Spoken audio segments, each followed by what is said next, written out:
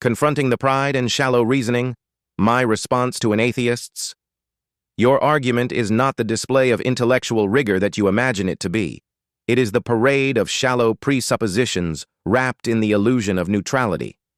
You have erected a false standard, demanding that transcendental immaterial realities, by their very nature non-empirical, must submit to your materialist courtroom before you even allow them to be discussed. This is not a search for truth.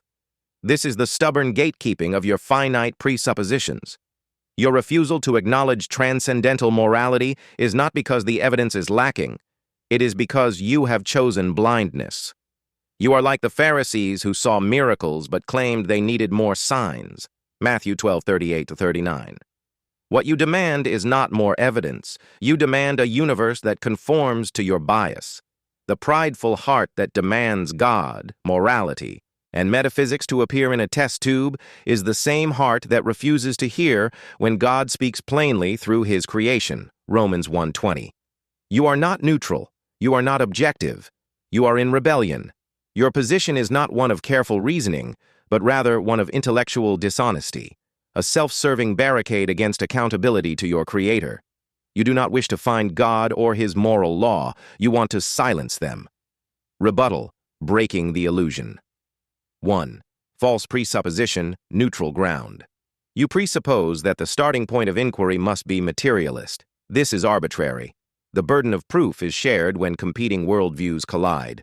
Christianity offers a precondition for intelligibility. Without the transcendent, you cannot account for logic, morality, or even the reliability of your reasoning.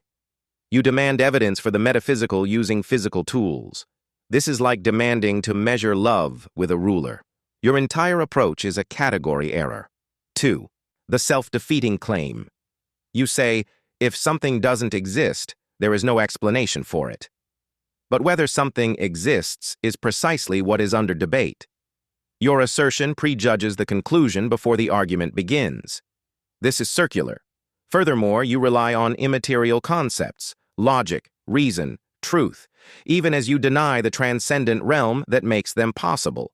You cannot empirically validate the law of non-contradiction, yet you trust it implicitly. You are standing on a metaphysical foundation while sawing at its beams. 3. Begging the question, the real culprit. You accuse the Christian of begging the question by presupposing transcendental morality. But you beg the question by assuming the non-existence of transcendence as your starting point. You have imported your materialist conclusions into your premises. The Christian worldview can coherently presuppose transcendental morality because it flows logically from a transcendent, personal, moral lawgiver. Your worldview cannot provide a rational ground for objective moral claims, yet you want to dismiss them without offering an alternative foundation. 4. The demand for evidence is misapplied. Empirical demands for transcendental realities are incoherent. You cannot empirically test universal moral obligations, laws of logic, or the uniformity of nature, yet you rely on them in every thought, every argument. You can no more see the standard of good and evil with a microscope than you can weigh the concept of justice on a scale. Yet you live as though these absolutes are real. That is evidence enough of their necessity. 5. The Christian worldview explains what yours cannot. Christianity does not merely posit transcendence, it provides the explanatory power and coherence that materialism cannot. In your view, morality is a cosmic accident, logic is a human convention, and meaning is a personal preference.